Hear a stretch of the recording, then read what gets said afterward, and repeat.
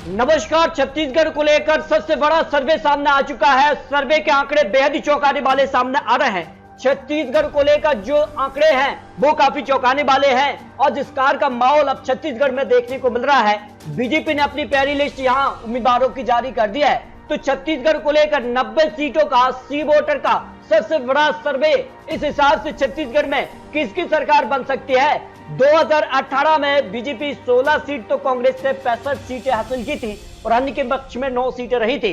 लेकिन इस बार जो आंकड़े हैं वो किसके पक्ष में जा सकते हैं, क्योंकि अपने अपने बड़े दावे सामने आ रहे हैं। प्रधानमंत्री मोदी जी भी छत्तीसगढ़ में उतर चुके हैं और ऐसे में बड़े बड़े ऐलान हो रहे हैं। उम्मीदवारों की लिस्ट भी जारी हो चुकी है। तो छत्तीसगढ़ को लेकर भी आंकड़ा पल चुका है और किसका पलड़ा भारी है, क्योंकि छत्तीसगढ़ को लेकर अपने अपने जीत के दावे सामने आ रहे हैं। लेकिन जो ओपिनियन पोल है छत्तीसगढ़ को लेकर उसके आंकड़े भी काफी चौंकाने वाले बन रहे हैं, क्योंकि छत्तीसगढ़ को लेकर जो महत्वपूर्ण सवाल है, क्योंकि काफी हलचल अब छत्तीसगढ़ में देखने को मिल रही है और वर्तमान सीएम के खिलाफ ही उनके भतीजे को बीजेपी ने टिकट दे दिया है। इस पर जनता की राय क्या है? हाँ कहने वाले 40% लोग हैं कि हाँ घर में ही ये किया है, और नहीं ऐसे 43% पता नहीं, ऐसे 11% लोग आते हैं। सीधे तौर पर कांटे की टक्कर छत्तीसगढ़ में देखने को मिल रही है। हर एक यहाँ पर पैतरे की चाल का तोड़ भी निकालने के लिए अलग अलग तैयारी की जा रही है।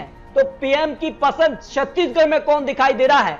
लेकिन आपको बता दें कि राज्य सरकार और यहाँ पर केंद्र सरकार को लेकर अलग अलग सवाल हैं, लेकिन पीएम की पसंद छत्तीसगढ़ में कौन दिखाई दे रहा है? नरेंद्र मोदी जी यहाँ 62% लोगों की पसंद बने हुए, राहुल गांधी 20%, केजरीवाल 6%। लेकिन जब राज्य की बात की जाती है तो फिर यहाँ क्या मामला बन रहा है? देखिए सीएम की पसंद कौन इस वक्त दिखाई दे रहा है।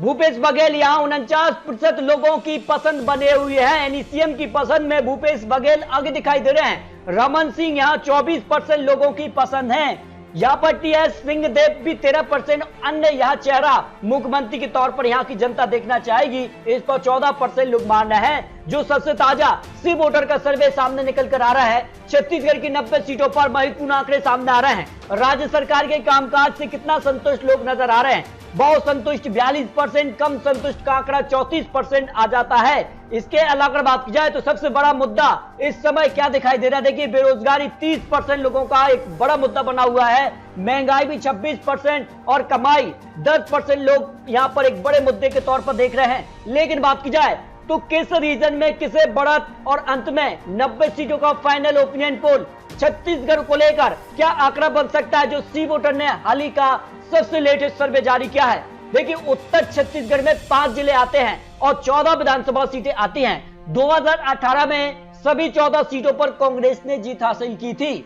और यहाँ पर एसटी बहुल इलाका है, जिसमें 64% सीटें एसटीए के लिए यहाँ पर आरक्षित हैं। और ऐसे में क्या आंकड़ा बन सकता है इस रीजन को लेकर? उत्तर छत्तीसगढ़ की 14 सीटों पर बीजेपी को 44% वोट शेयर जा सकता है, तो वहीं कांग्रेस को 43%, अन्य के पक्ष में 13% वोट शेयर जा सकता है। लेकिन सीटों की बात की जाए तो बीजेपी 5 से 9 सीट पर आ सकती है। उत्तर छत्तीसगढ़ की 14 सीटों पर कांग्रेस को 5 से 9 सीट, अन्य के पक्ष में 0 से 1 सीट जा सकती है।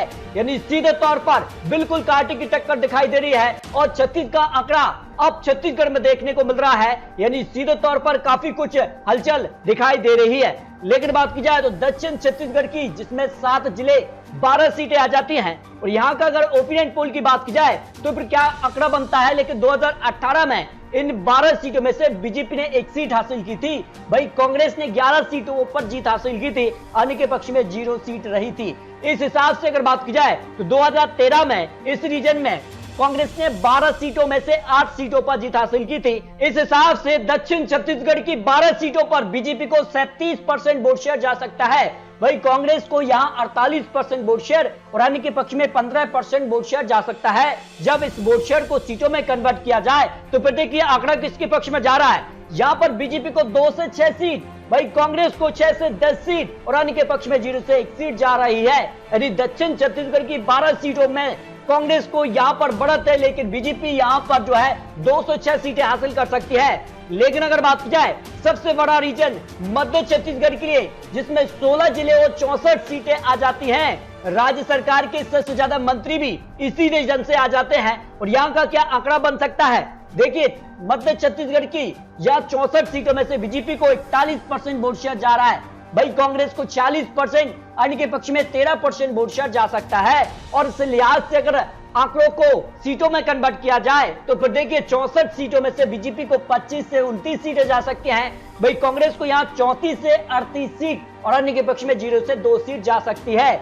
यानी मध्य छत्तीसगढ़ को लेकर जो आंकड़ा है सी वोटर के हिसाब से इस पर कांग्रेस को बड़ा देखने को मिल सकती है। यानी छत्तीसगढ़ को लेकर तीनों रीजनों के बाद फाइनल आंकड़ा छत्तीसगढ़ की 90 सीटों की बात की जाए तो फिर बीजेपी को यहां पर जो 41% वोट शेयर जा सकता है, वही कांग्रेस को 40% वोट शेयर जा सकता है, अन्य के पक्ष में 13% वोट शेयर जा रहा है। अब फाइनल आंकड़ा जो छत्तीसगढ़ की 90 सीटों पर सी वोटर ने जारी किया, जो सबसे ताजा सर्वे सामने आ रहा है, इससे देखिए बीजेपी को 35 से 41 सीट, कांग्रेस 48 से 54 सीट, अन्य के पक्ष में 0 से 3 सीट जा सकती हैं।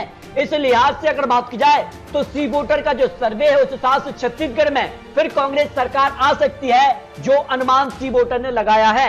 आपको बता दें कि 90 सीटों में या 40 सीटों पर पूर्ण बहुमत सरकार आती है, उस हिसाब से कांग्रेस के पक्ष में वो आंकड़ा दिखाई दे रहा है। भाई बीजेपी की बात की जाए तो बीजेपी करीब 41 सीट यानी बहुमत से करीब 5 सीट पीछे नजर आ रही है। लेकिन आने वाले वक्त में यहाँ बड़े बड़े ऐलान हो रहे हैं और जिस कार की तैयारियां देखने को मिल रही हैं, उस हिसाब से छत्तीसगढ़ में क्या आंकड़ा बनेगा ये काफी महत्वपूर्ण होता है। 2018 के लिए कांग्रेस ने 65 सीटें हासिल की थी, लेकिन इस हिसाब से कांग्रेस इस आंकड़े से पीछे नजर आ रही है। तो 90 सीटों का क्या आंकड़ा बन सकता है, ये तो काफी महत्वपूर्ण हो जाता है। फिलहाल आपको बता दें चुनावी आंकड़े चुनावी अनुमान है और आने वाले वक्त में बड़े बड़े उलटफेर देखने को मिलेंगे, किस कहां से टिकट बंटवारे होते हैं और किन घोषणाओं के साथ किन जनसभाएं कौन करता है, ये काफी महत्वपूर्ण हो जाता है। तो दोस्तों आपको क्या लगता है, छत्तीसगढ़ में क्या कांग्रेस सरकार बरकरार रहेगी या फिर बीजेपी यहां वापसी करेगी, इस पर अपनी राय रख सकते हैं। मिलते दोस्तों और लेटेस्ट और महत्वपूर्ण विश्लेषण के साथ, तब तक के लिए जय हिंद, जय भारत।